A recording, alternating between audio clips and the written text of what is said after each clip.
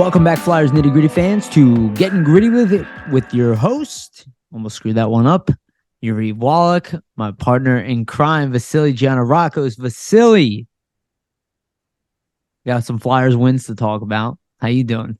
I'm doing good, Yariv. And, we do have some Flyers wins to talk about. 5 points in their last six and some encouraging play from some young guys. I mean, a lot of fans, they'll take it as a negative in terms of the tank for Bedard, or they can take it as a positive. So we'll kind of dive into both realms there. How are you doing, buddy? I really well, thank you, buddy. I want to touch on that real quick about the tanking for Bedard. Let's just state this out of the way. I'm there with everybody else. Yeah, same. I want them to lose competitively in every game.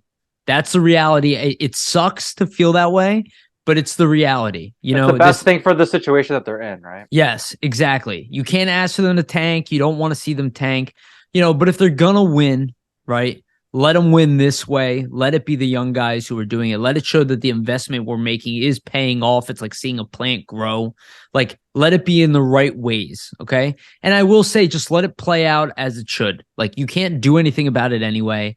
The team is bound to win some games. Like, not like you see some of the bottom end teams here went on runs, actually, and that's why the Flyers dropped. Montreal won a couple games. Arizona, Vancouver. They actually It just beat Tampa happens. Bay.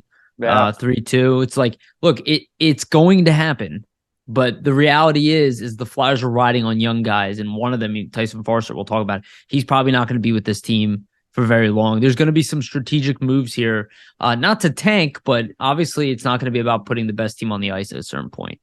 Yeah. But yeah, let's get right into it. So we're coming off of a current, not a winning streak, obviously, but a competitiveness streak. The Flyers come out 2-0-1 in the last three games with 5 points.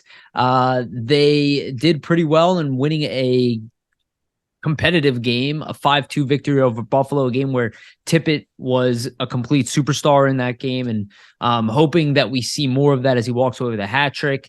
A heartbreaking loss for the team. Again, for us, I think it's a little bit just more. It's just entertaining hockey overall, but the Flyers lose a tight one where they control majority of the play through the middle of the game. Looks like they're about to win this one and then give up one. I don't know if you can get any later, and lose that game in overtime 5-4, where Aho has a hat trick on the Flyers. But again, good performance from the young players again. And then recently the Flyers win I don't want to say a dominant game, but score sheet wise, they definitely took advantage of Alex Lyon being in net. Carter Hart was clearly the better goalie that night. And the Flyers played actually pretty well. They don't get a lot of shots. They don't dominate possession, but I never felt like Florida was going to win that game. I always felt like Philly was going to win. And again, led by the young guys. Vasili, give me your thoughts, man. You're usually pretty good at breaking these games down. I added some commentary. Give it to me. Yeah, so I mean, with the three games, obviously, Flyers get 5 or 6 points, as we stated. Buffalo game, I mean, what else can you really say? It's the Tippett show in that one, just with his hat trick kind of, takes over, and it's a good thing to see him, get on the board there, because he did have a long stretch where there was a lot of chances where he wasn't scoring a lot of goals. So it's good to see him kind of use a shot, use his speed, and just get on the board in that situation. And then in general, too, even Joel Farabee scoring in that game, right? He's got 3 goals in the last 3 games. So I think that was a real positive for Farabee, because he really was struggling, right? He didn't have a goal in 26 games. So for him to just get back onto the score sheet off the schneid, it's got to do wonders for his confidence. And I mean, another thing for Tippett, which is very interesting, is before that hat trick in this stretch, is he almost had or was tied for actually most scoring chance in the league with McDavid. So that just kind of shows. Really? I didn't know that. Yeah, so that just kind of shows Is the that even creation. strength or is that just everything? I have the That's stat here somewhere. One the second. reason I asked that is because that's very interesting considering the fact Yeah. that our power play is awful. Yeah. So basically what it is so he had from March 1st to 14th, 30 shots on goal, 28 scoring chances, 12 high danger, and 6 games played, but only 1 goal. Whereas in the same span, McDavid had 28 chances along with Draisaitl as well. And both of them had 6 goals and 6 goals and 8 goals respectively. So basically, it just shows that like he's creating on the level of a very high talent player with McDavid and Draisaitl there, right? So Love that. just to see that, it's pretty great. Obviously, he doesn't have the same goal scoring capacity as them in that span, but you're seeing him turn it on here more.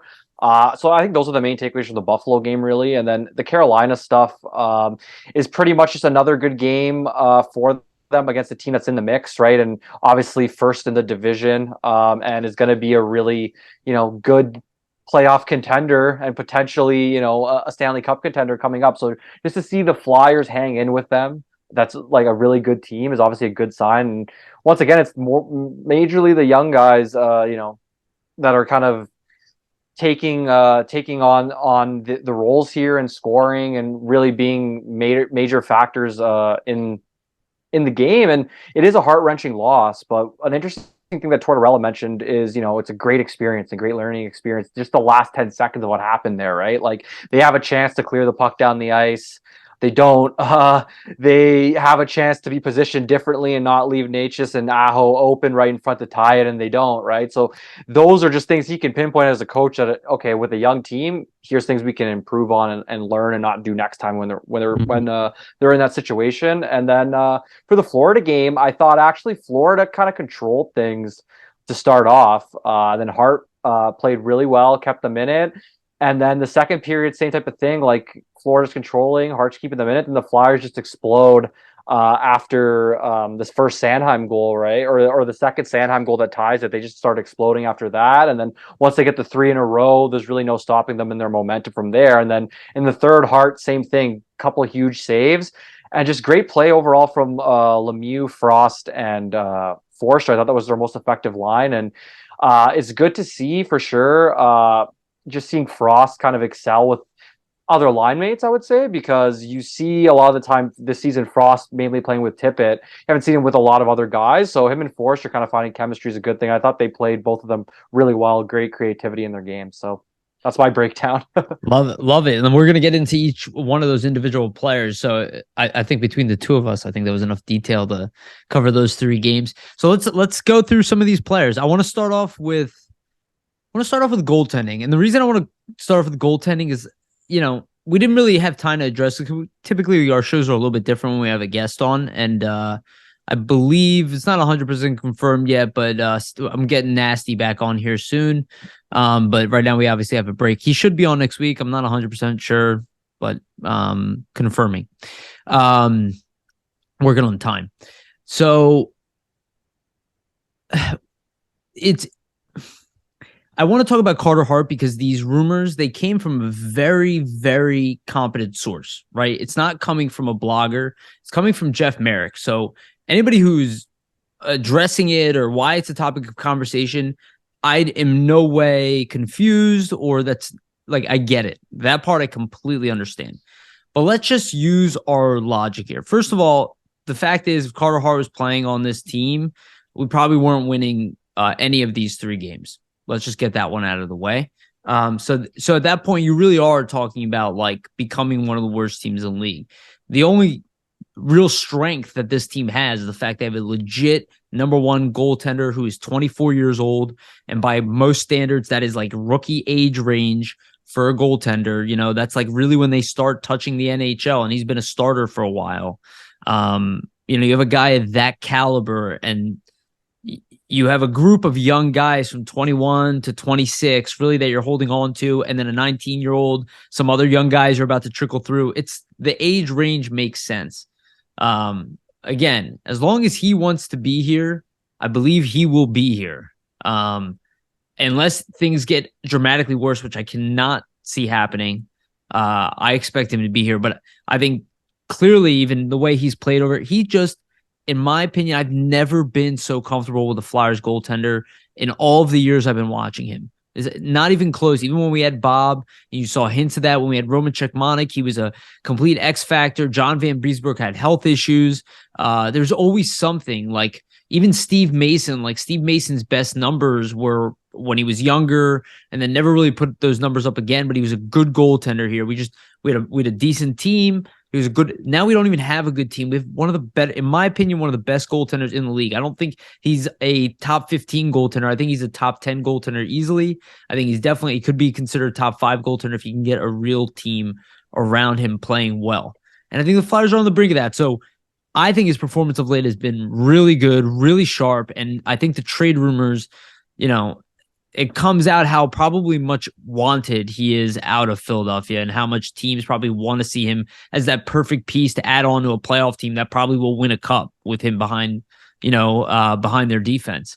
And I just think he's been really sharp. And even I think his first goal against Florida wasn't very good, but it doesn't matter. And you see the way Torch talk about him.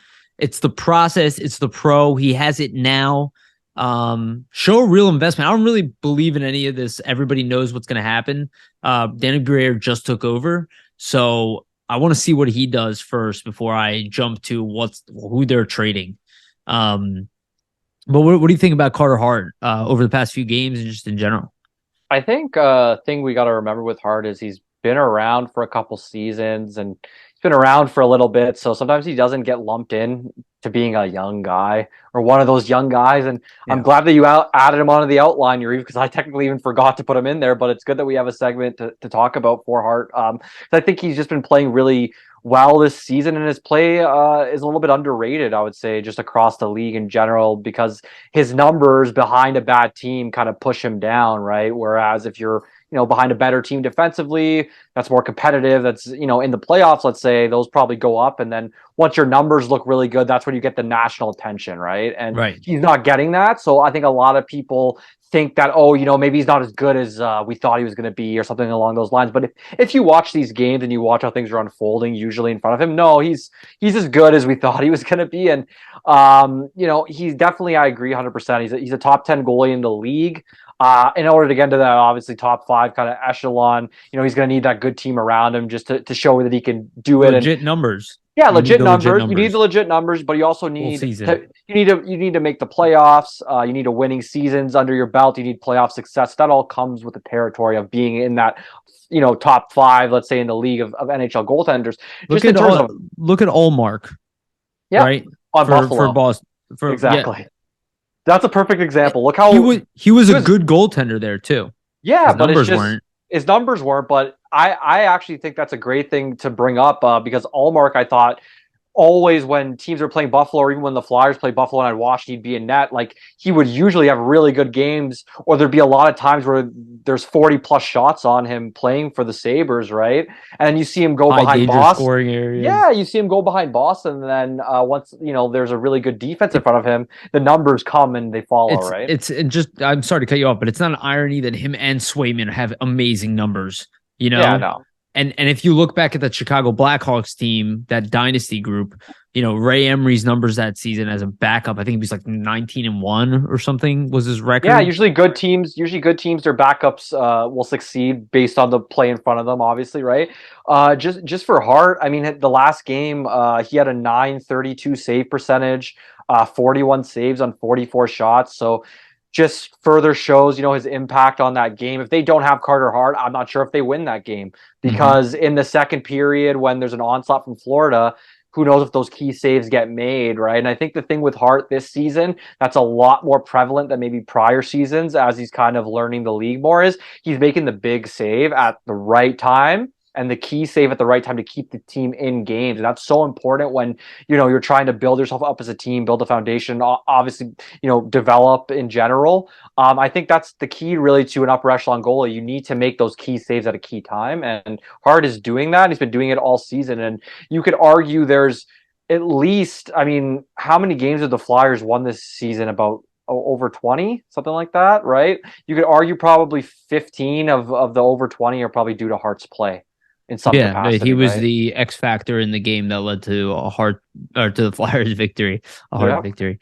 I just want to add something. I was thinking about this as you were talking. It's like, okay, people are worried about his contract, even though he's going to be an RFA when he's available. I would say, okay, show him the respect and give him money. Yeah. If it comes to that. But here's the one thing I was thinking about, and this is the problem with our team, is that we market this team right now, or the Flyers are marketing their team around John Tortorella. They're marking it around Gritty. I guess they're doing it a lot less now, but more around Tortorella. Guys, he's here. You have a player mark.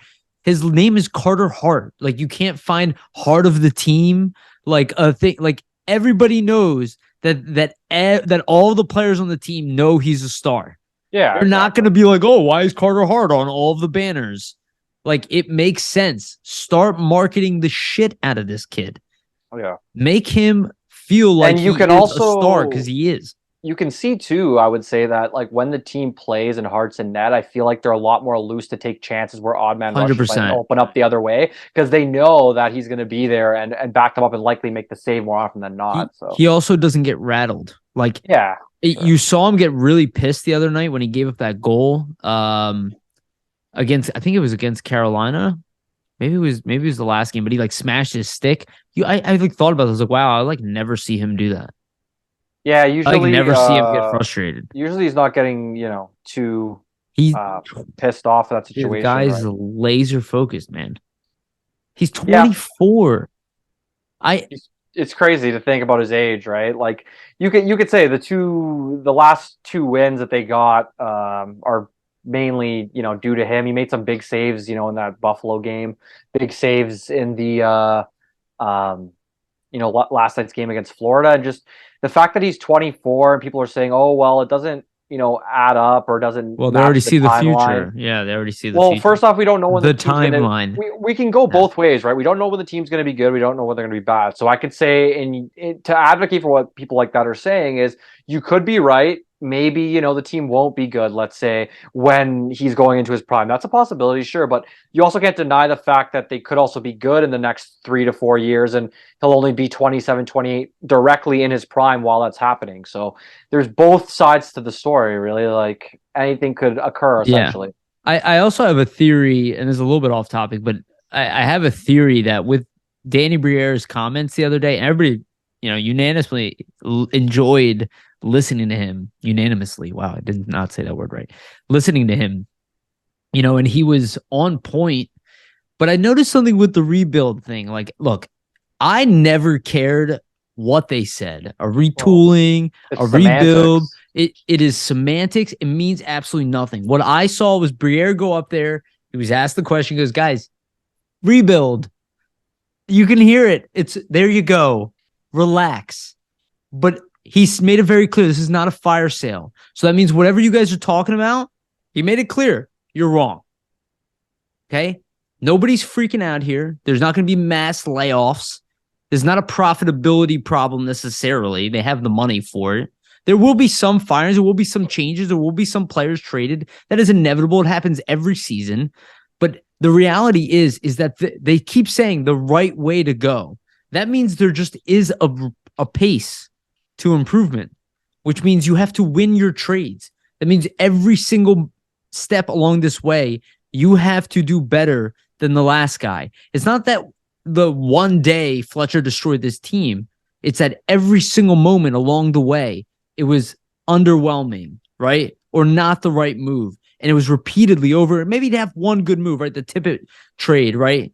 Like, he had some, right? But it's really, you got to hit multiples of these. Yeah. And I think with with that Briere stuff, there's got to be a rhyme for the reason, right? You can't just come in here and, let's trade everybody, let's fire everybody. A day into his job. Without evaluating and assessing.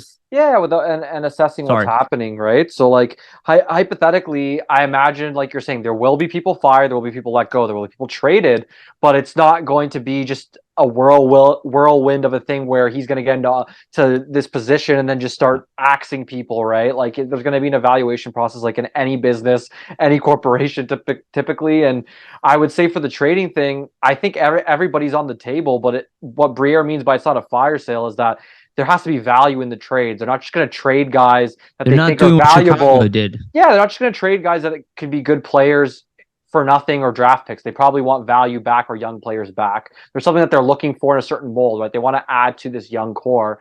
By trading younger guys away, you're actively subtracting from a young core. So I just think, we'll have to wait and see what Briere does. It's still too early. All the rebuild, retool, all that type of shit, like, it's really all semantics. these GMs, I don't expect them to tell me what they're going to do. I need to see it in their actions. So we'll see it, at the draft and at free agency, what kind of Briere goes for in terms of starting this all off and the first initial moves he makes, and we can really judge what this is, right? Yes. And I expect him to win more of the moves moving forward, right? To make Then the right. Fletcher, I agree. Yeah. Yes. And hopefully to pull something off really strong. Like he has no effect over like the draft portion of the lottery, but we don't know. Like, well, maybe he's going to be super aggressive. Maybe he'll get us a top 3 pick no matter what. Maybe he'll try to move up. Yeah. Maybe he'll try to move up. Maybe he'll trade. Maybe it won't have anything to do with that first round pick. They're going to take somebody anyway, but he moves one of the picks next year for a young player this year. Who knows? We just don't know what's going to happen. And I think people jump kind of ahead of themselves, but let's keep moving on. Let's get into Owen Tippett. We talked about him a little bit. Obviously, he had a hat trick recently. I remember I got mocked a little bit for saying, wow, he's really turning into something special. And then like 2 weeks later, everybody's calling him special. Like the reality is we've been talking about this all season. Go back to our interview with Tippett. Like Vasili and I have been high on him from day fucking one.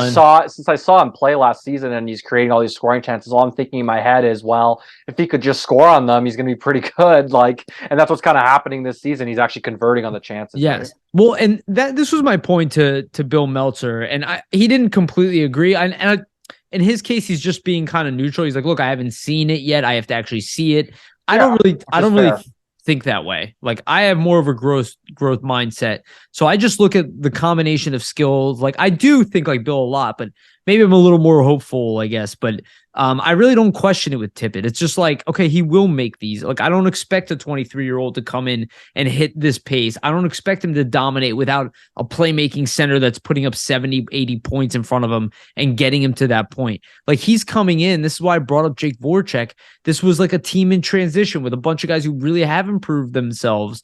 It was really just Claude Giroux at the time. It's like we're kind of in that window again. Now, we have a lot of them, but I think Owen Tippett is one of those guys who has I think he has an elite ceiling.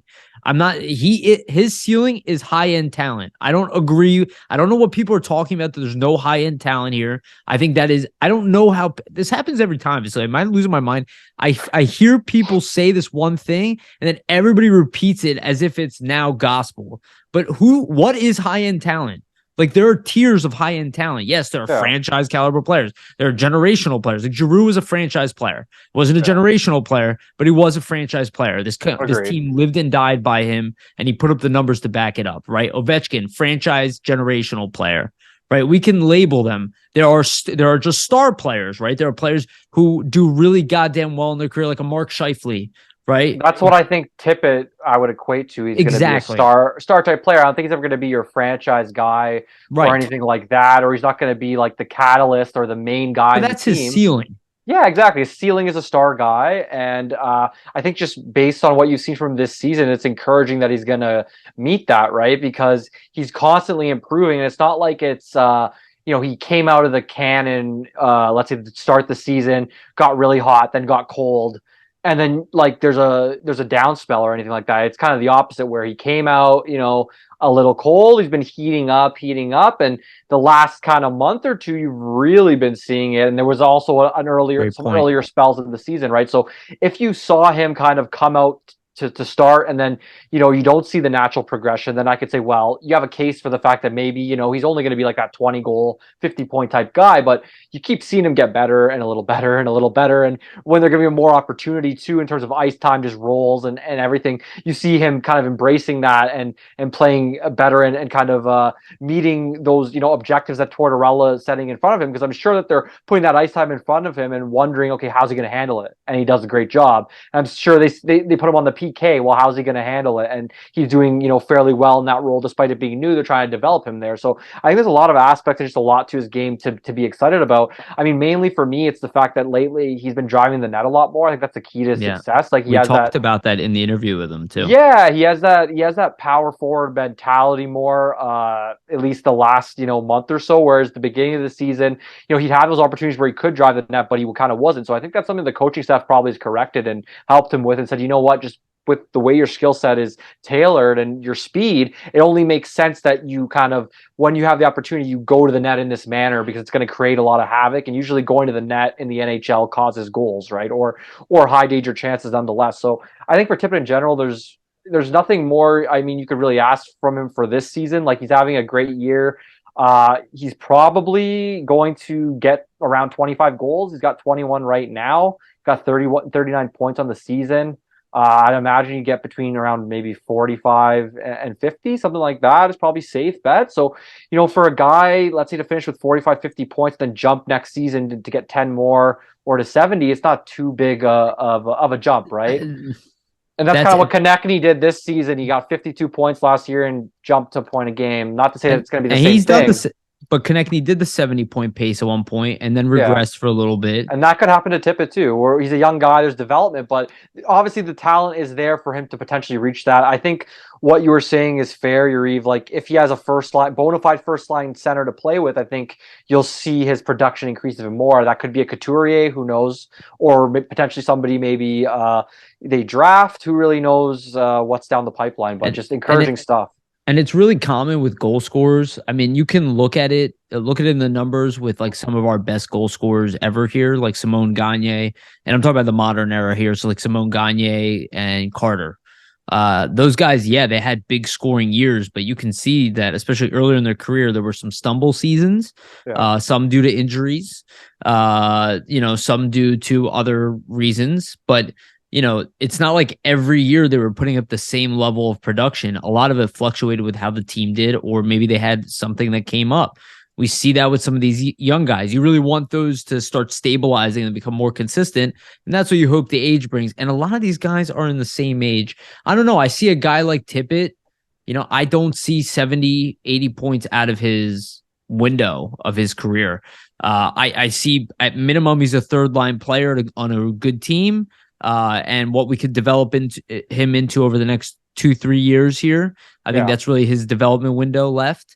I think he could easily be a top 6 player. I don't know if he's going to be a bona fide first line guy on every team in the league or anything like that, but he's going to be a guy that for sure... It's potentially there though, right? Yeah, it's potentially there, and he's going to be a guy that I think can definitely flirt with 30 goals. Like, he has 21 already, and he's had a bunch of dry spells, right? Like, if you think he's 35 to 40. Yeah, that's what I mean. Out of him. I could see that as well, because like I'm saying, right, he has 21 this season. He's had a bunch of dry spells. He wasn't consistent in a lot of parts of the season. The consistency's kind of coming a little bit more now. So you imagine as a guy gets older, he finds a little bit more consistency to his game.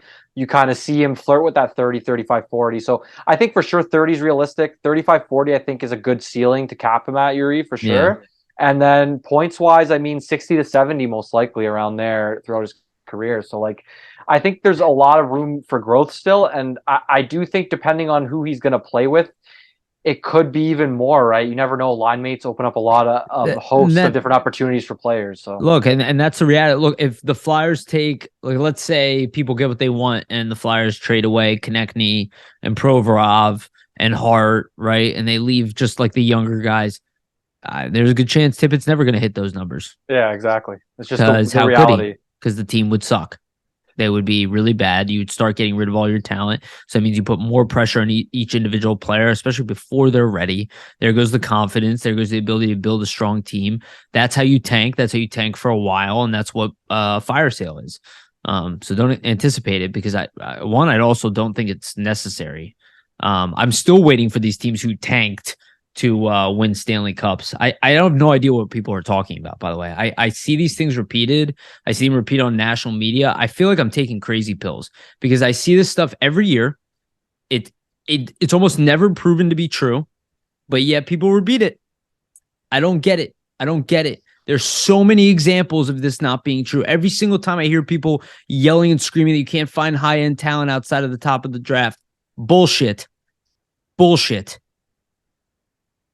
Don't believe it. Look at the best team in the league right now. Most people thought that they were on their way down. Name the top 5 player there. I'll wait. Nonsense, dude. I don't know, man. I just have enough of it, because like I'm tired of like, let's flip the game board.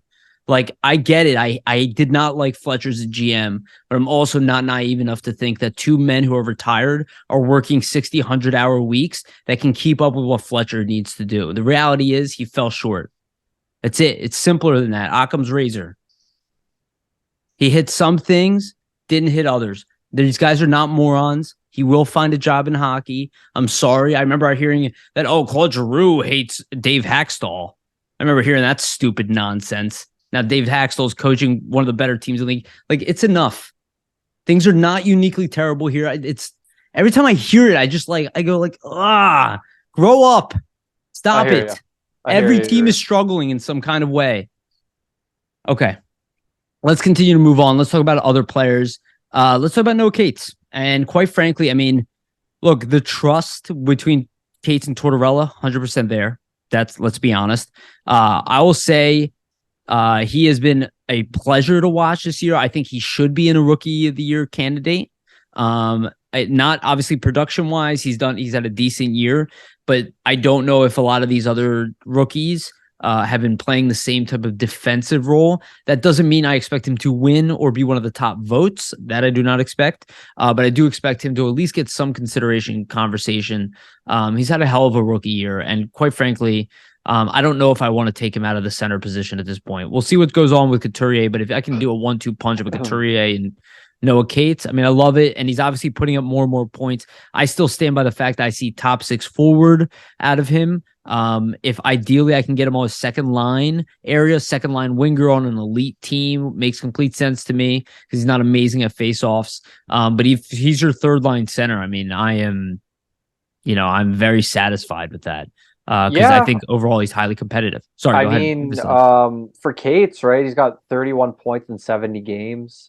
So just looking at that for a rookie year, that's pretty good. I mean, most of the rookie leaders are probably around like 50, 60 points. I haven't really checked on the rookie race, but let's look it up. Probably something.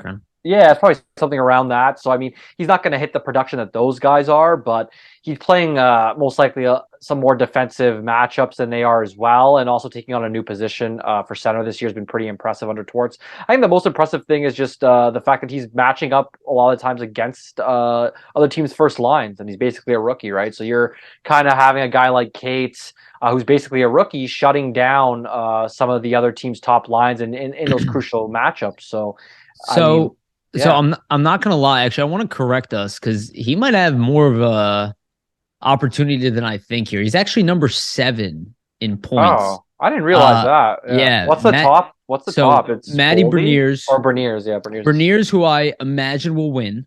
Okay, I think he deserves it. I mean, his team is vastly improved. He's a huge reason why. He's got 49 points in 68 games, 19 goals, 30 assists.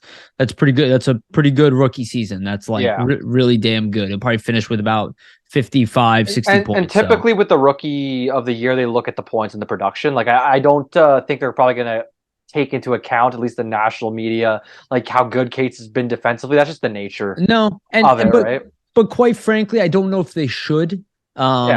Because again, a lot of these younger guys, they will play a more two-way role as their game, and so will Cates, going forward. But I do think if Cates can up his production here at the end and maybe end up, in the 45-point range somehow, which I don't think he would, but if he can end up with 40 points on the year, I do think it enters him in the conversation. But again, he'd have to continue this hot streak, which is unlikely. You have to basically go point a game the rest of the way out. Like, he's at 70 games, there's 82, so he's at 31. So, I mean, it's a possibility, but it's possible, but unlikely. Yeah, probably 35-point season for Cates. Yeah, but for rookie year, I mean, that's great. And just look at his time on ice is 17 minutes and 40-second average. So just to show, like, it just shows a veteran coach like Torts trusts him and thinks of him as a building block. And I think, Cates definitely is a guy that the Flyers are going to want to, have in that defensive shutdown role and be a mainstay on the PK going forward. And he's a player that you look for to add to like a winning team to kind of,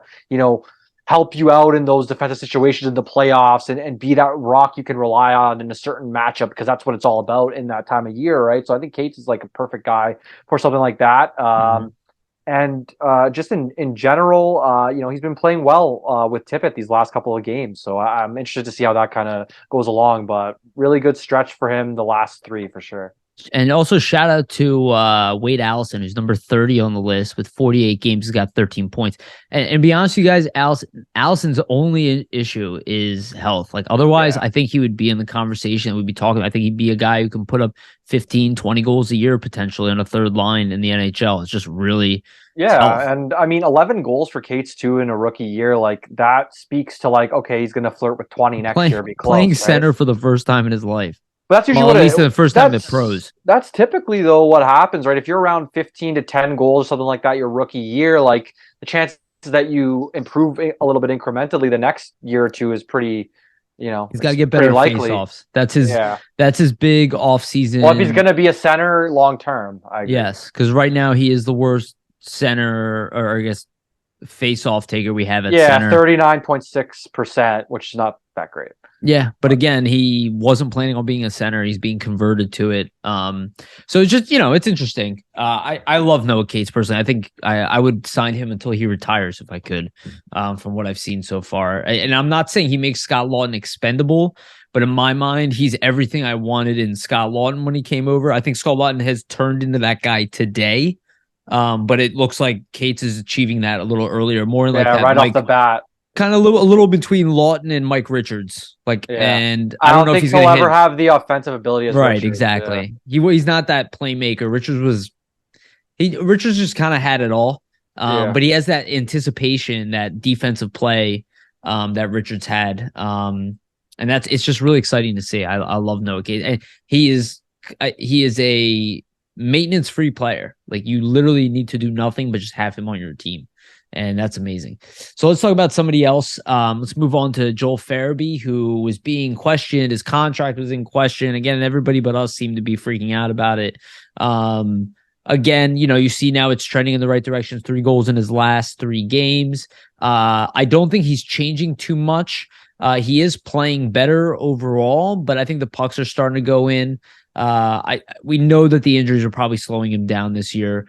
He's a little younger than the other guys we've named so far, and including Frost. So he's a little younger than those guys, but he's having about the same season that they are in a struggling year. I'm not worried about Joel Farabee personally, and he's another guy who I think could be up there as goal scorer, 30 plus goals in a season as well. I don't think that's even close to far from his future. I see him as like a 70-point player in the NHL with a 2-way game. So maybe 80 again in the right situation, but time will tell.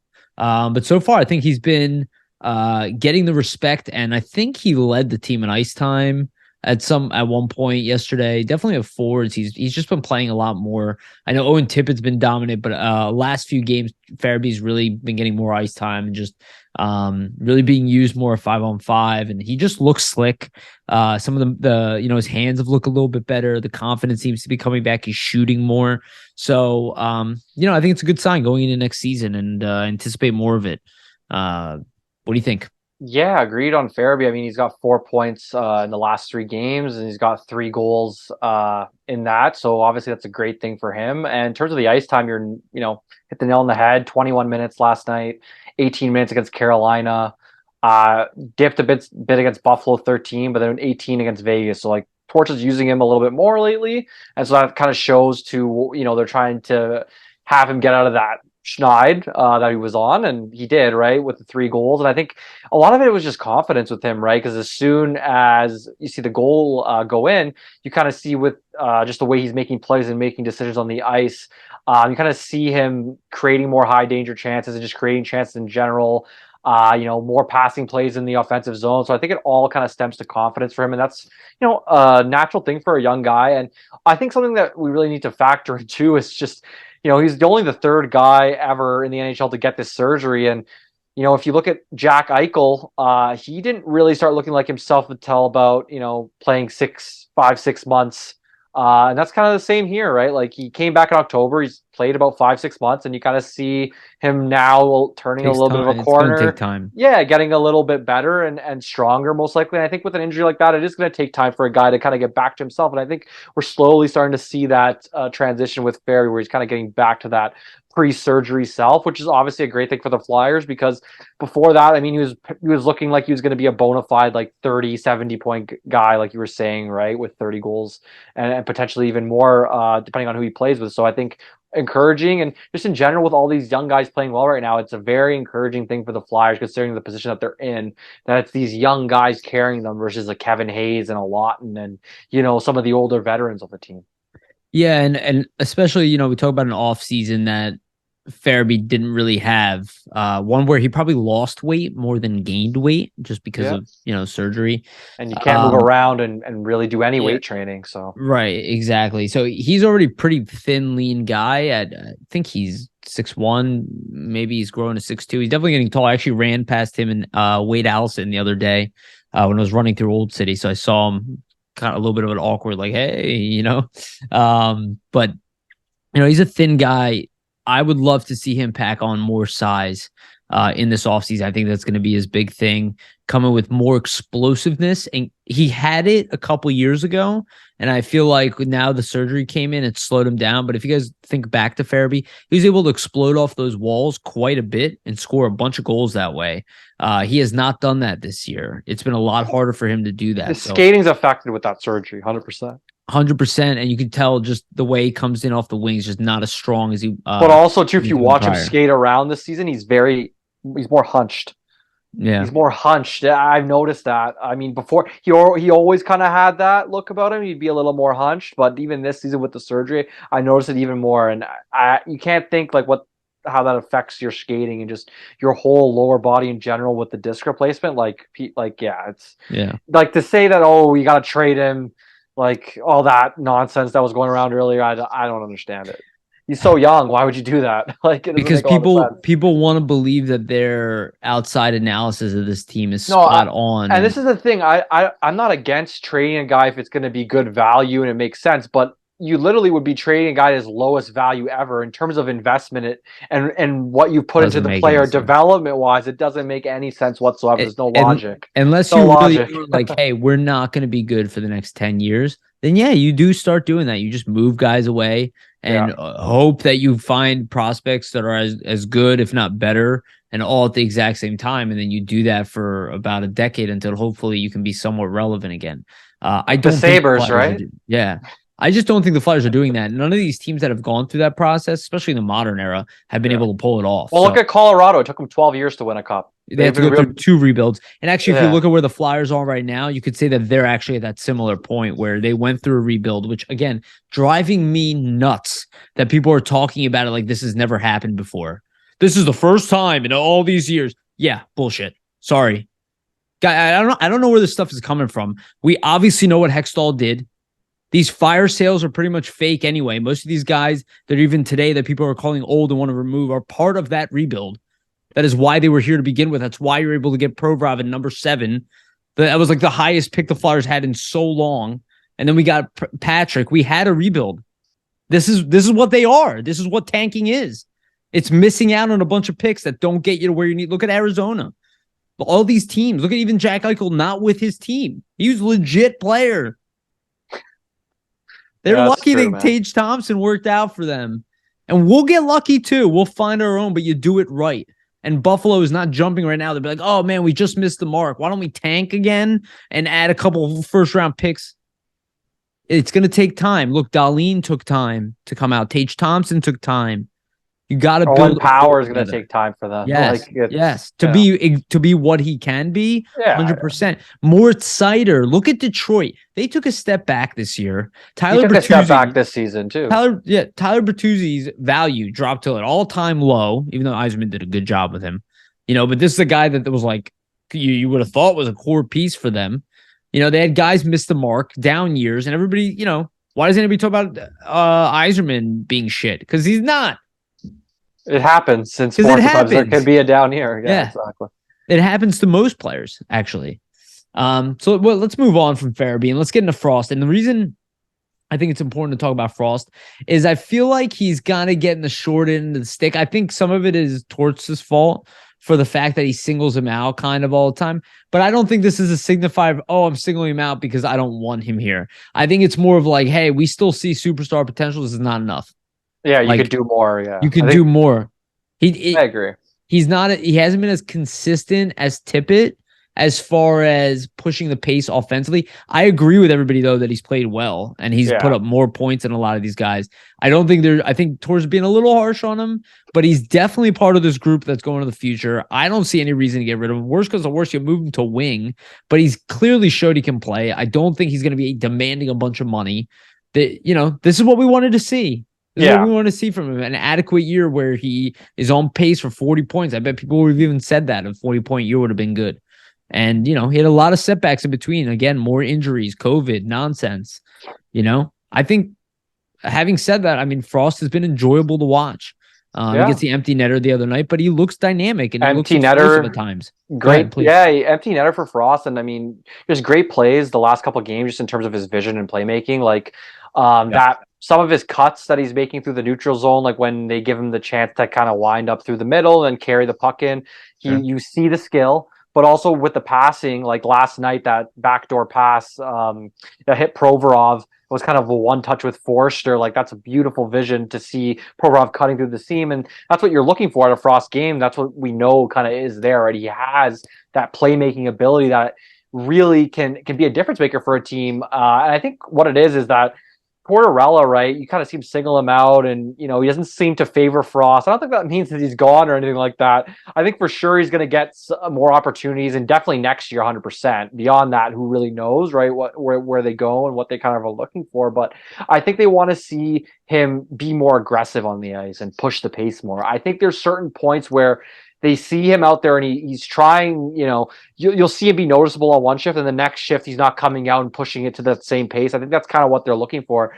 I mean, last game I thought that he was pushing the pace all night, but I think they want to see it more consistently. But obviously with young guys, it's a development thing, right? It's not going to be an every game thing. Sometimes it could be a process to bring that out of him. And I think that's what Tortorella is doing, kind of pushing the button, signaling him out. They know there's more. Like you were saying, they want to get it out of him. There's methods towards his madness. I think he knows that he could get Frost to be a better player, and he's trying to do it in his own way, right? And we'll see how Frost kind of responds to it. I think the main thing for Frost and what they're doing that's smart ever since they moved him away from Tippett is no matter where he's playing, he's with a shooter. So you have him away from Tippett, but you put him with Forster. And I think that's what he really needs to be successful, right? Yeah. So that would be it for Frost. I would be very surprised if he is not on the team next season. I don't really see that. The only way I see him moved, obviously he'll be re-signed. Yeah. The only way I see him moved is in a package to upgrade, and this is possible, and I think he would be the most likely of the young guys to be in this category just because of the weird position we have at center and the type of player we need. If there's an opportunity where somebody's willing to move a higher end first round pick, and I don't mean top 10 or anything like that. I mean, maybe in the top 20 range for a guy like Frost. I think the team would be open to that if they had an opportunity for a guy they liked. But I don't anticipate that either. I mean, my attitude right now is he has dynamic skill. He has a lot of the flavor of what this team needs. We're definitely better off holding on to him just a little bit longer. At the very least, see what happens. He has value. I think at the very least, he can net you a second round pick at this point. That's about where he was taken, late first round pick. So I think he gets his value worth there. It's just you don't want to lose him for nothing in the end. Yeah, exactly. And I think too, you're right on the high end skill. You're right. Real quick, his ceiling I think is also 70-point player. I don't know if he's going to hit it. Just like the other guys, he's shown signs of it, but I also still see potentially a high ceiling, but he has to put it all together, and he doesn't have a lot of time to do that, just like the other guys. He had about 2 years. Yeah, I think for him, it's a lot of it. Maybe to hit that echelon will be power play production. Like, cause he at lower levels, he would produce a ton on the power play. So if he's gonna do it here, he's gonna have to pick it up on the power play, I think. And I mean, there's been power play looked good with the young guys the other night. Yeah, it did. There's been points where it's looked good with Frost this season too, but I just think better with the young guys. Yeah, he needs more of an extended look. And just for what you were saying, you hit the nail on the head. Like, if you're gonna trade him, I think it'll be in a package to kind of upgrade, or even in a package to move up in the draft. Maybe, let's say the Flyers have an opportunity where they can package their first overall right now. If you're going to move to the top two, you're going to be giving up a shit ton of stuff. So you're probably going to give up your first overall, the 2 first next year, and Frost to get into the top two. But if they want to make a move like that, that's probably what you'd have to give up. So yeah, I don't even know. I don't think Bedard is tradable for. Yeah. The only way it's tradable is if the same situation like which I think will never happen here, but the Eric Lindros, right, where he's like, I'm not signing with Quebec. This team doesn't want to win. I'm not going to play for them. So they have no choice but to save him, and they still got a ridiculous amount for him, and they got Peter Forsberg. Remember that. They got a player who's like just about as good as him. That's what I mean. I think they won a championship. We did not. I think to move into the top two, who doesn't remember that trade, to move into the top two in this draft, it's gonna like start off with a package like that. It would be like first this year, your Flyers 2 first next year. They can't afford it. Yeah, if it's for Bedard, I would go all out. Yes, I would 100%. But the chances of that happening is very. I can't see a team accepting it. It changes your team's fate. I can't see any team be willing to trade Bedard like in any capacity. I can't see it. I could see maybe you'd be like, well, I like Carlson and Michkov as much as I like Fantilli, so I'm good to move back one spot. But I'm good to move back one spot. It'll be like that type of trade. That's what I mean. I don't see any of that happening. I do wonder if any of that does go down, like in terms of like second and third and fourth potentially. It hasn't happened in the modern era. No, it hasn't. I'm just interested because I feel like there's so many upper echelon guys like in that 2, 3, 4 range. Yeah, then why even bother? Why not? Why bother? Why not just bank on the fact that? And this is a little bit later on our topic we just talked about right now. Why not just bank on the fact that Michkov could drop to number 6? Number 5, which again, talent wise, in my opinion, he's number 2 in the draft. That's my opinion as well. Yeah. So if the Flyers are picking at 6, whatever, and he's available, like, yeah, okay, you don't get him for the first 2-3 years. Fine. Still going to be for what you get at the end of the road. It's crazy. This draft is a little bit crazy. So I don't know. I just can't see anybody moving any of these picks. I think it's just they would be too scared. You're probably right, to be honest, just because they're scared of making a mistake, right? So. Yeah, maybe in that top 10 range, that 11, that 10. I think there'll be some movement there for sure. Yeah, but I think that's a possibility. I was thinking about how much Fletcher fucked up that trade for Risto, where you gave up a 13, I think it was number 13 overall pick and a second round pick in a strong draft for a player who, by all measures, like even let's say optimistically is a top 4 defenseman, like that got you what's his name? Schneider from Vancouver. That was like it was just a number 9 pick for a top goaltender. Straight up swap. That's it. Like if that was the case and it was the number 13 pick for Risto, I don't think people would have freaked out. It's the extra when you're compounding and overpaying. Yeah, it's the extra second. It's like, dude, you definitely had to sell them. And obviously he said that. He said it was in a race. But again, these are not the players you go all out for. No. Personally. All right, let's move on from Frost and let's talk about, and this has been, I think, a surprise for most people. 1 goal, 4 assists in the last 5 games, been a point per game player. Hasn't looked amazing in every outing, but definitely the last outing. And he's had some moments where you're like, dude, this guy is legit. It does not surprise me. He's really good around the net. He's really good at passing and playmaking. I think for sure. Again, this is another example where people are underestimating the amount of talent, especially young talent that is here. He's not 100% ready, but he's pretty damn close to ready. And obviously, I would say next season he'll be ready. Tortorella is clearly on board and very much likes him. So I anticipate him to be like 3rd line winger next year, maybe playing with Frost again next year for all we know. But I really like him. I love what I've seen from him. Again, I brought this up. He reminds me of John LeClair a little bit. We just need a type of guy like that with a big shot, big body, plays like a big body. Like he's bigger than Tippett. He's not an amazing skater, but he doesn't have to be if he plays his game. And I think he'll get better and stronger over time. I mean, again, we have a lot of these guys who could be 30, to 40 goal scorers in the league if everything works out. I put him right in that category. Yeah, I mean, Forster obviously has been playing really good. 6 games this year. He's got 5 points, and he's a point a game, essentially the last 3 games. So he's just playing really great. And the main thing for him that I find interesting is obviously we know about the shot and we know about his offensive instincts, but his play away from the puck has been impressive. And I think that's what kind of Tortorella's been impressed with most that he's kind of mentioned, right? He seems like he's ready to play kind of in all situations, and he isn't afraid to be pinned down in his defensive zone or what that might entail for him. That just shows a sign of NHL readiness, obviously. Also the fieriness. Like he seems like he's very engaged within the game, but also like on the forecheck. He's tenacious, battling for pucks. He's in there pretty quickly and not really losing like foot races and board battles very often. So to see all that from a young guy that's really just getting his first taste in the league, that's very, very encouraging stuff, because that's usually what you see them miss out on. You kind of got to teach them on, right?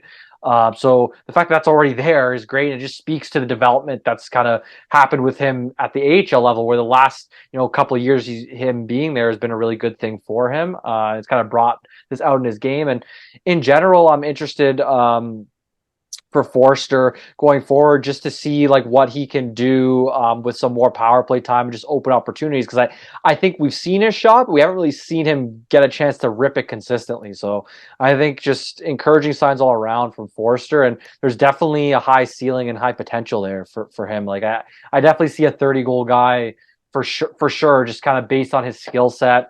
Obviously, you don't want to pencil somebody in such a short sample size, but I think there's what's not to like from what we've seen so far, right? And he's another example that I think that this is what Daniel Briere is referring to. Like, if you look at that first round pick of that draft, he was the only guy who didn't play in the NHL yet. So we like let him cook a little bit longer. It's paying off. Like, he's come in here with a lot of confidence, looking really strong, doesn't look out of place, played 18 minutes last night. Like, this is a guy who immediately becomes one of the more valuable players on our offense as soon as he gets here. And we have other players that are, have a potential of doing it. That's why it's so important for us to figure out our center position and make sure that Couturier is okay. If we can upgrade it over time, but this team is not in dire detriment. Space. They have the wrong pieces in the wrong places. Just some things need to be adjusted. We have big injuries hanging over our head, but I think he's an amazing sign. Let's move on to another player who was called up. Had a game where I think we were all surprised he was suddenly called up, but not surprised that he specifically was called up, just because Tortorella has been bringing up the guys that he obviously has wanted to see.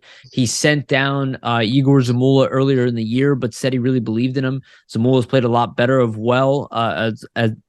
late for the Phantoms. They finally bring him up. He gets 2 assists in a game where he's really looks solid. And again, I kind of expect that he's not 100% ready, but maybe next year is really what they're thinking. And even a guy like Nick Seeler might be relegated to the number 7 spot. Just because a guy like Zamula might be ready, but he should be close. And he's one that really needs a big offseason to gain weight. I guarantee you that's what they're telling him is like, dude, you are like right there. Come in, have the best offseason of your life, come in faster and stronger, and you're on this team essentially next year if you can, come in and win that spot out of camp, because he's of age now. So I think it's good to see, and I do expect him to go back down with Forrester, and I expect him to help the Phantoms. The Phantoms still need it. But what do you think about Zamula? I thought Zamula, he looked a little more calm and kind of comfortable in this game versus kind of his past calls. I think there was he'd have the puck and he'd be trying to get rid of it really quickly. But in last night's game, he seemed poised, and there was a really nice play actually where he cut in through the neutral zone, kind of made a couple of nice moves, and then dished it off quickly to Forster and made the simple play. And I think a lot of what he was doing last night was just simple passes, simple plays. He wasn't overthinking, trying to do too much. I think that's probably something that they told him as well. They want to see from him.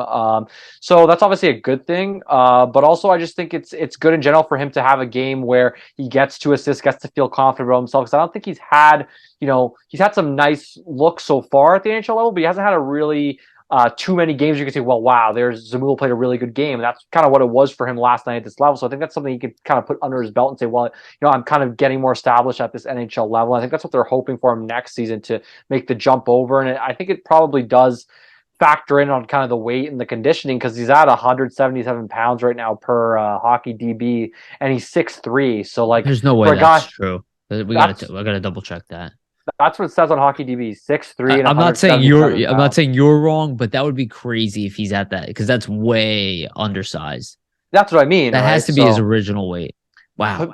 Potentially, yeah. I'm gonna look it up and see if we can find another. But either way, if that isn't his original weight for his size, man, that's very 6'3". Yeah, right? that's 6'3". Yeah, that's very, very slim. So I can understand why the Flyers see that and are probably just like, okay, yeah, you got to put some weight on kid to be able to kind of hang in the NHL, hang in the board battles, hang in the corners. But overall, I mean, it's been encouraging in this last game just to see, him get those assists and just move the puck up ice and look comfortable, kind of entering the zone with the puck and kind of dishing off, which we weren't really seeing with that from him beforehand. So I cannot find another weight, so we're gonna go with your 177. That is way too thin if that's the case. At yeah, his height, he needs to be at least 200 pounds. yeah, 200. That's what I was So thinking as well. Is probably a mark for him to aim yeah. for, right? I have a feeling that that might not be as accurate, but maybe it is. And if that's the case, that's the biggest reason he's being held out of the NHL at this point. Yeah. Got to add more strength, and again, big off season for him. Let's talk about another defenseman who had, I would say he had a big night offensively. I don't think he played his best game or anything like that. But again, 2 goals for Travis Sanheim. Another, a year that I think probably has not been his best. Last year, he did have his best. Again, you have to remember that. I don't think this is a throwaway, but in my mind, I don't think he has solidified himself to make me comfortable to consider trading Provorov. If I'm going to trade anybody, it'll be Travis Sanheim. And it'll be before his no trade clause kicked in. He is actually the one player I think is an X factor to get moved early, just because they lock into that long contract afterwards. And if you want to get out of some cap trouble, there are teams out there that desperately would want a guy like Sanheim to add to their top 4, because not all teams have guys in their mid 20s that can play 21 plus minutes a night, but I don't know if he's going to leave, but it's good to see him score some goals. I believe if he doesn't, I still believe he can clearly turn this around and be that solid number 3 spot next year. Problem is we still lack, I guess, that definitive number 2. But with the way York has been playing, I just think things get really interesting. And that's why, again, I would be more comfortable moving Sanheim is because of York, right? It's because I see a guy who can replace him. But until I see that, it's difficult for me to jump into that. But then we still have an open spot on the top right. But I could see one of the defensemen, Sanheim or D'Angelo, getting moved. But it's nice to see Sanheim score some goals. Again, he really rides on confidence. So I'd love to see how he finishes this season, because I think the 2-goal game could help him get out of that headspace that probably got him to this point. What do you think, Yeah. Vasili? I think for Sanheim, obviously down year, but just to see him kind of rebound a bit and have a big game is a good thing, obviously, especially with like what happened with him in Tortorella and the benching. And I think as of late, he has been playing better than he was, probably a month ago when all that kind of went down. So obviously it's a good and encouraging thing to see that didn't detriment his game further, right? Because sometimes it could go the other way where a player gets benched and it's not always a good thing. He doesn't always respond in the right manner, right? So I think Sanheim's responding in a good way. They even asked him, like, do they think, or not they, but like some of the media asked him, the other night, do you think, your game's kind of getting back to where you want it to be, prior kind of to all these benchings and things like that? He said, not yet, but we're inching up. So even he himself probably thinks he can be better, which is a good thing, obviously. So I think, it'll be interesting to see how he finishes out, just because I think you're right. He is a guy that rides off confidence. So with the 2 goals, kind of interested to see how he plays next game and see if he gets more, or just more willing to jump into the rush, because that's where he's more effective, right? And I think we've seen him kind of not be, or be a little more hesitant to do that this season, where I think that's where he's at his best, when he's jumping in the rush at the right time and kind of supporting the offense and helping to be that kind of almost extra forward, and it can create a lot of plays. And for Sanheim in general, I do think, it should be interesting with the contract, because if he gets locked in there, it's going to be tough to move him after. So it's an interesting situation, and I do It would wonder. be a large change, one Yeah, that you can afford to do because you have York who can step into that spot. yeah, that's what I mean. I wonder if the coaching staff agrees, and that's kind of a reason why they would be open to moving Sanheim, because of what York's done this season. They think, well, he can kind of move back to the left side, play Right. in his position he's played in his whole life, and kind of progress from there. So I wonder if that's a factor too, right? Where you want to get York back to the left, and that's kind of the only way to do it if you make a move on the left hand side of your D. So I wonder what they think about that. But Quartarella doesn't seem to be phased by playing a guy who typically is on his left on the offhand. I don't think he really cares. So Yeah, I mean, we'll I see think how it goes. I mean, they could consider even trying Sanheim on the right side next year instead, just tell him, hey, Yeah. practice it in the offseason. We just don't know. But it's a guy you don't want at his lowest value regardless. You want him scoring, you want him putting up points. Either he stays on your team or you get a better return for him. So there's no downside to him doing well. I'm going to move up our next topic, or I'm going to move it down one. And we had kind of a weird separation here. So I figured we just go on to Cam York. I'm going to let you bring this up, though. But talk about Cam York has a model from The Athletic that rated him a $7 million player. Yeah, so this is really interesting, actually. I saw a screenshot, or not a screenshot, like a tweet the other day, and it's kind of comparing a bunch of young defensemen, and Cam York and some other D-men. So the other D-men being compared to York here are Jake Sanderson, Owen Power, and Bowen Byram. This is from Dom Lasuchkin, I believe, of The Athletic. Lecision. I butchered the guy's name, but shout out to him for the article, basically. But it's basically some models of what a player would be worth based on their play this season. So in terms of Cam York, he was valued out using this model as a market value of 6.9 million, just based on his play this season in terms of stats, overall impact on the ice, chances he's allowing, controlled breakouts that he's making, zone entries, all those kind of factors in the models, right? And putting that together. So I just thought it was interesting to see that, York isn't really considered in the upper echelon of defensive, prospects around the league right now. Which is not true. Which was never true. I just want to point that out. That's what I mean, right? But if you look in league circles when they're talking about who are the next rising up and coming defensemen, you don't ever hear York mentioned, which is interesting to me. You hear you hear these other guys mentioned that he's being compared to here, which are Jake Sanderson, Bowen Byram, and Owen Power. I think you hear those names a lot more often than you hear York. So I'll give you the value of what they topped out as. So Owen Power, same model, was valued at a $6 million player.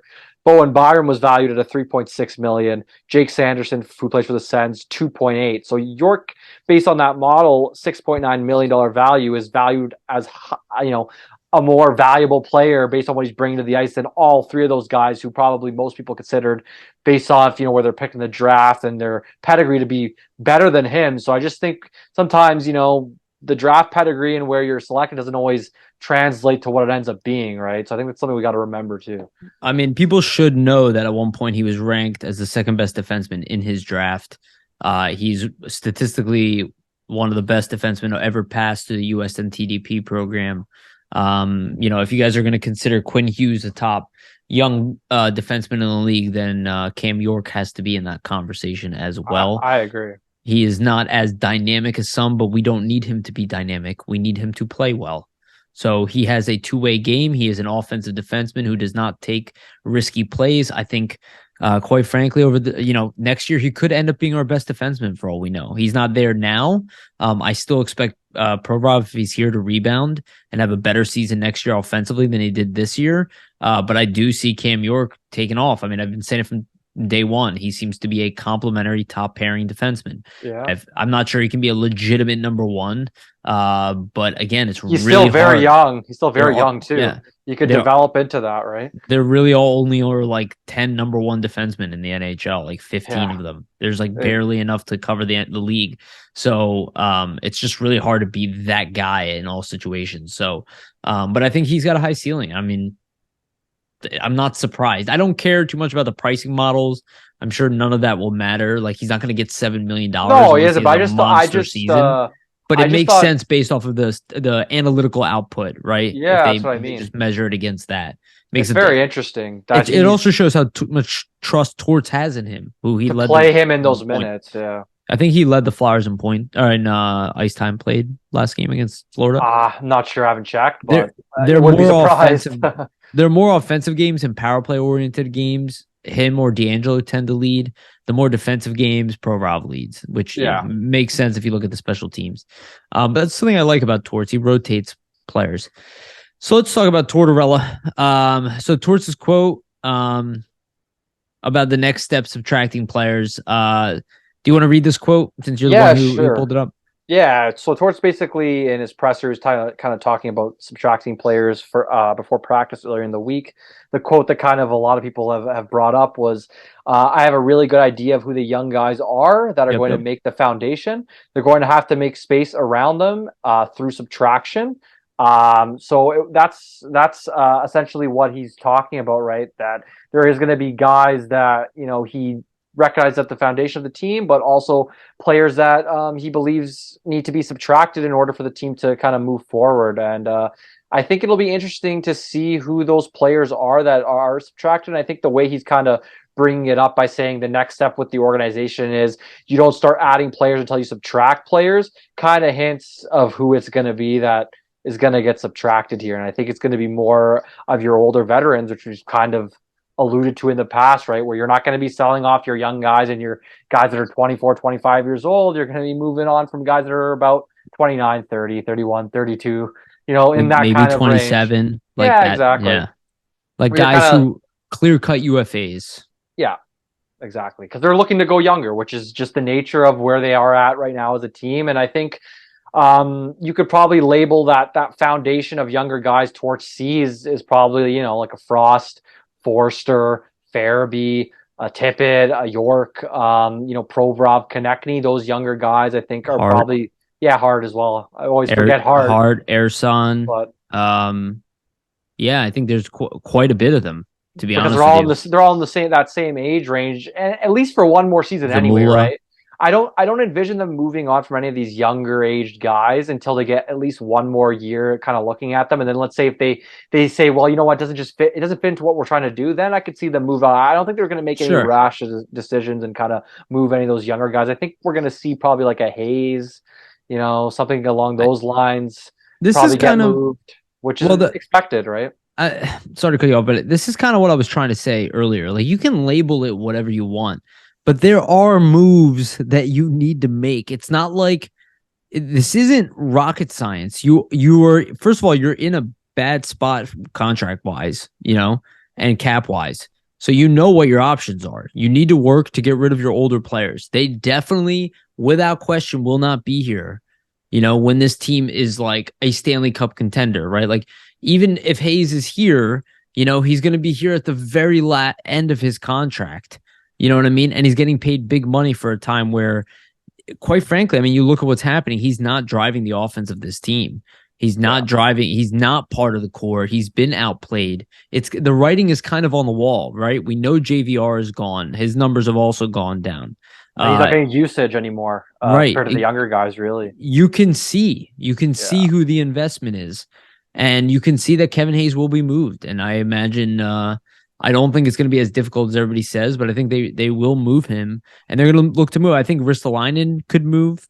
I think, like I said, Sanheim. I think D'Angelo. I think it's possible that Provorov is, though unlikely in my mind, unless he wants out, because quite frankly, he's the best defenseman you have, and he's the only one who can play that role.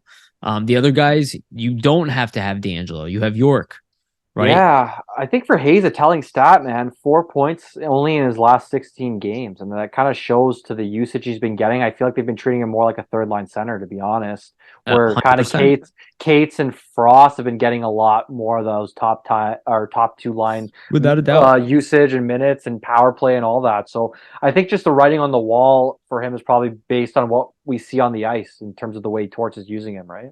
Yeah. And I think that's the moves the Flyers will look to make. It could even happen during the season, for all we know. Like it doesn't necessarily have to happen in the off season. Like that, if you think the Flyers are going for a playoff spot, sure, but they're not. If they need to move cap to add a bunch of players, sure, but they don't need to do anything right now. Yeah, they might wait. Yeah. What they need to do is win the next moves that they have. It might take them a little bit longer to put these moves together, but they need to win at them. There's a big reason why Colorado is walking around with Makar. Joe Sakic was mocked for holding on to Duchesne for all this time. Oh, you're not going to get enough for him. He waited. He's like, I think that this guy's worth a lot. He held his card. This is what I hated about Fletcher, is that he didn't do this stuff. I don't care what other people value the player at. This is the cost. Then you wait for somebody to get desperate or to bid.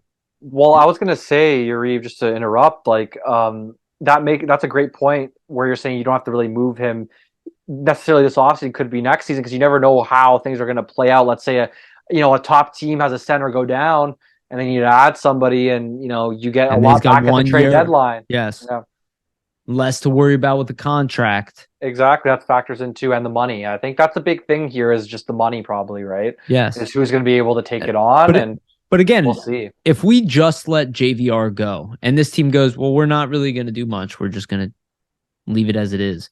People will freak out. I get it.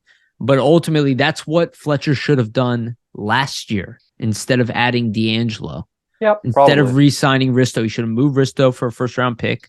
He should have let D'Angelo go and had this year to cleanse. Deal with your injuries. Find out what your roster is like. End up at the bottom. Free up some space. Get more assets. Exactly. Because of the injuries too. But again, bad luck there. We didn't all know Couturier was going to be out. We didn't know that was going to happen. So it's easy to say in hindsight. But I'll be honest with you, I don't like that he said addition by subtraction. That shit bothers me. It's not addition by subtraction. It's just subtraction. The addition comes by adding other players to replace them. So I don't like that terminology. That's probably the only thing Tortorella has said that I haven't liked. But I don't really care for those one-liners. All right, let's move on to prospects. First one, Emile Andre finally signs his ELC. He got I guess a playing contract here for the end of the season. He'll kick in next year, and he will be with the Phantoms. I don't think he's played a game yet from what I last saw, but I'm sure they want to get him over here, first of all, to the United States, and then get him in some practices. I do anticipate, especially with Zamula being called up right now, that Andrea gets in there. But he's a guy that I personally am very excited about. I think they're going to want to give him time in the AHL first. He's undersized, so you're going to have to let him cook a little bit. But I would not be surprised if this guy shows more promise than people realize, that is more offensive than people realize, and a guy who could be playing on the Flyers, barring injury or something, or maybe he's that call up at the end of next year. But he's a guy I think I remain relatively high on, and maybe is our Samuel Girard type of guy. Very similar size, similar skill set, a little more of a thumper than Samuel Girard, a little more physical. So I think that plays in his favor. What do you think about Andrea finally coming over? Yeah, I think it's great, obviously, to get him some, North American experience, just because he hasn't played, in the North American ice rink yet, right? He's playing in the European ice, so obviously you get him in late now, and have him through the playoffs. He kind of gets that adjustment period over with, so that's out of the way for next season, right? Where that's a lot of things European guys who are coming over have to deal with. Obviously, for him, I actually really like your comparison of Sam Girard. I mean, that's probably like, if that's what he turns into, that's a big success for the Yeah, that'd be Flyers. great. And I think that's spot on in kind of in terms of like what he can bring, right? He's a good power play player, can really move the puck well up ice. I would say, defensively, like you're saying, he's probably a bit more of a hitter and just more into the board battles than maybe Girard might be in as a smaller guy. But I think for him, the main thing is probably just playing down there with the Phantoms right now, getting some experience, just trying to get accustomed to that game, obviously, because it can be a big adjustment for somebody who has yet to play at the AHL level. And with Zamula up probably the next couple of games here, I'm assuming he'll probably get in as well, like you were saying. So it'll be interesting to see how he plays and if he's a mainstay for them in the playoffs. That'll be interesting as well. Yeah, that would be really exciting to see. And just a reminder to those who listen, Steve Kornianos did have him initially ranked as a first round pick. So this was a guy who was highly touted and has outplayed his Swedish counterparts.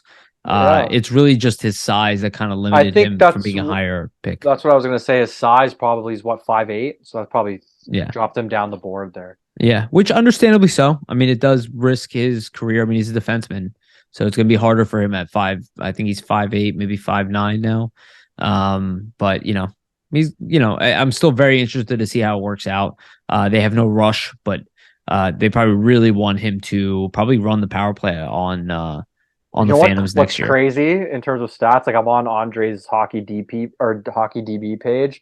says he's 5'8", 181 pounds, so he weighs more than Zamula. Zamula. Well, I said the 177 is really bad for Zamula. I know, man, which But is crazy. to, Who knows if to that's accurate, but still. I mean, to that point, I do think. I mean, he probably weighs more than 180.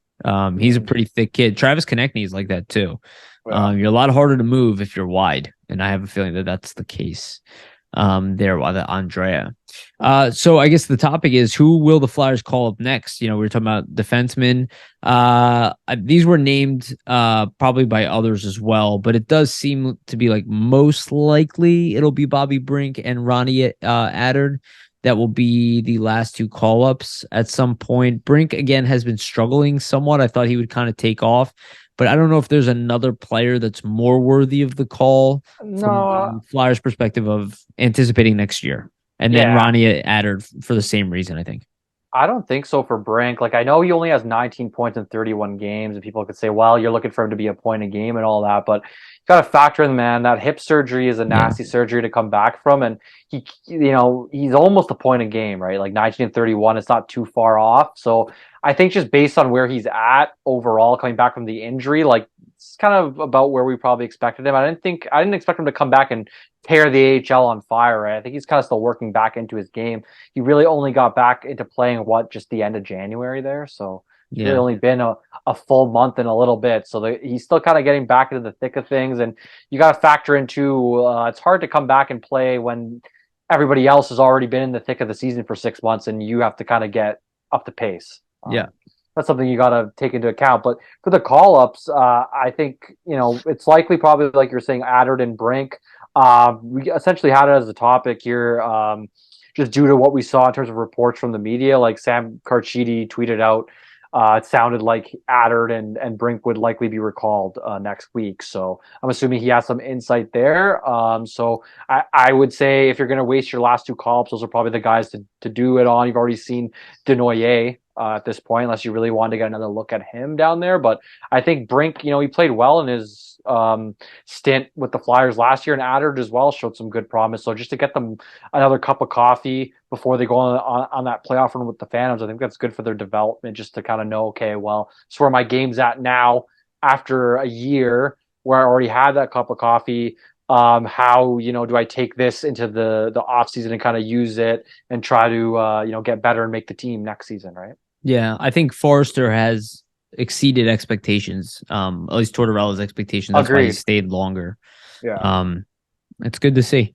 So yeah, no disagreements there. And I guess next topic, I just want to bring this up. Isaac Ratcliffe has 1 goal, 8 assists in the past 9 games for the Milwaukee Admirals. He had 2 goals, 2 assists all season for the Lehigh Valley Phantoms. He is now a point per game player in the AHL. If he would have been scoring at that pace for the Phantoms, he would have been in the NHL. So again, I bring up the question of what the hell happened. And the reason I follow Ratcliffe is because I'm like, I don't get it. He was well on his way. We saw him. I saw him. I've been following it. I like his game. So I'm wondering why this guy just completely regressed. And obviously there was something going on here in Lehigh. Whatever it is, it's disappointing to me. He's 6'6", and you look at a guy like Greenway, who got a 2nd-round pick, I believe, as a return to trade, and you look at the Flyers getting absolutely nothing for Isaac Ratcliffe after developing him for a few years into now a point-per-game player in the AHL. So, more reasons why I want Fletcher gone. Which he is, which is good. But yeah, it is interesting, right? Like, who knows why he wasn't producing with the Phantoms or really getting those opportunities to get back into the lineup, because they just weren't really playing him too, right? So it's hard for us to know because we're not behind the scenes. Like, maybe there's a Something disconnect. soured. Yeah, right. There's some sort of disconnect with him and the coaching staff where they're just like, you know what, at this point, let's just move him for nothing. But I think it's just a wasted opportunity, obviously, for the Flyers, because They obviously did him a favor by moving. Yeah, they did him a favor. He was but unhappy. Because he's not playing, and if you're not playing and you're a hockey player, you're not happy, and that's typically how it goes. Why wasn't he producing at all? How were you using him? Why did you not? He was playing on the 4th line when they were playing him, so that plays into account, right? The usage. I think obviously, I'm not there. I don't know what's happening. My analysis from the outside is probably like, well, they're playing this kid on the 4th line a bunch. He's probably pissed about it. He probably doesn't want to be playing on the 4th line. goal Right. scorer. And Yeah, right. So there's a disconnect there. There's probably certain elements. Well, we want you to see you do this. We want to see you do that. Then you're going to get moved up. He probably maybe feels he is doing those things. It's not happening. He's not getting the ice time, and then just the relationship sours, right? And that's probably where you see them. Okay, let's move on from him. I just say for an organization well, who then is it's our fault. yeah, it is right, and from an organization who's looking to maximize assets in a time where you're trying to, rebuild and kind of get as many draft picks as you can, trading him for literally zero future considerations is a failure in my eyes. Like their goal should have been, okay, if we don't think he has a long-term future here, let's at least get him up to close to a point per game with the AHL. Maybe somebody will take a flyer on him for a fifth They or sixth obviously, rounder, right? well, I think he So was a free agent or he was a RFA, and they probably weren't planning on signing him. So yeah, exactly. So get rid of a and roster spot, get some more flexibility. That's yeah, probably what they're looking like for. I But get what they were thinking. I just don't understand how it regressed so much. Again, this is a guy this organization was very high on. So sometimes it just doesn't work out, right? Obviously, some prospects it doesn't work out in a certain place, and they need to change the scenery, and they go somewhere else, and it does work out. So we'll see what yeah, happens in Nashville if he ends up getting to the but it was NHL level. working. That's the weirdest part. It was working. All right. Well, I get we brought up this last topic already that if Michikov drops, but I guess we could just do quick blurbs here on the draft. Obviously, Bedard is still on the mind. I mean, be open to the fact that we could get lucky. I mean, Chris and I keep saying believe in Bedard. Yeah, Like I'm believing that we're getting him and opening to the fact that it will never happen. But I'm trying to be positive about it. But any of the guys, I mean, I look at a guy like Will Smith, I get really excited. There's a lot of players in there that are exciting. So no matter what, like, and this is what I was saying earlier, like just try to enjoy the ride. Like you don't know what's gonna happen. You know, you look back at the Nolan Patrick draft, like nobody knew Makar was gonna be what he is, and yep. all of those guys around Patrick ended up being elite. And it's like, a guy like the Chuck gets taken number 5 overall. This shit happens all the time. Meanwhile, Gautier, we took him at 5. Elite players get taken at 5, 6, 7. Like Jake Voracek was a top pick. A lot of these guys are top picks, I right? think Like yeah. Werenski, Provorov, Rantanen was. I think he dropped to number 9. If I Rantanen remember, was 8 or 9. He was after yeah, Proby. Yeah, right at like right after. I think he was 8. No, he was 9 because it was after Werenski, right? yeah, yeah, yeah. So again, superstars are available at the top here. So like, don't freak out. A Just hundred make sure they're percent. winning in the right way, right? 100%. And then this is the thing that people need to kind of take into account, right? Like, and I kind of wanted to mention, like the Flyers right now, where they're standing, they're sixth worst. Their chance at number one is 7.5%. Even if you What's their finish, chances at 2? I their forget. chances at two, I don't have in front of me, Okay, just I'll because see if I can find. I'll find it. Tankathon doesn't stack it up that way. But Oh, essentially, they're 7.5% at number 6. Montreal number 5 is 8.5%. Anaheim number 4 is 9.5. Chicago's 11.5 at 3, and San Jose at 2 is 13.5. Even if you finish second last, you're only getting a 13.5% chance to win that number 1 overall. So it's like really only 5 extra percentage points in terms of odds that you're gonna really get that number 1, right? So like yeah. I think it's a Seven little bit 7.9% chance to get the number 2. so it's only literally a 0.4% extra chance. Okay. Yes. But that's what I mean, right? Like between 2 and 6, there's in terms of percentages, like there's not really a wide difference. So people saying, "Oh my God, they got to lose every single game to get to 2." Like I do get it, I do understand the frustration. Like let's say hypothetically, the Flyers Well, it's winning also these your last, it's also your default pick, right? yeah, exactly. But let's say hypothetically, like the Flyers, these last 5 out of 6 points that they got, move them from number 2 up to number 4. Then I could really get the frustration. But them getting these 5 points out of 6 or not wasn't going to make a difference for them to drop all the way to 2. Like at this point, they can't drop that far. You know what I mean? So like, Mm. why worry? Why worry about it? Like if the young guys are playing well and you're winning and there's progression on that front, I don't think it's something to be up in arms about. Because either way, just based on kind of what Steve laid out for us and just me paying attention a little bit more now to the draft, now that kind of things are coming around, it's getting to that season. It looks like, every player that is going to be available in this top 10 almost has a chance to be a first line guy or like a top pair defenseman if they go that route for defensemen. But it's mostly going to be forwards, it looks like, in the top 10, just Yeah. based on kind of what we've seen. And I just don't think that the Flyers can go wrong like in this top 10 right now. Obviously, there's going to be some misses. There always is, but They just based on need to the nail the odds, hit. This is what we yeah, said about Gauthier. They just need to nail it. based What do on they the take? odds, there's going to be a lot of options there that are going to be good players and good contributors, and going forward, and that can be top of the line Well, let's players. not even say, yeah. So, Let's call what people want to hear. High end talent. first line players, exactly.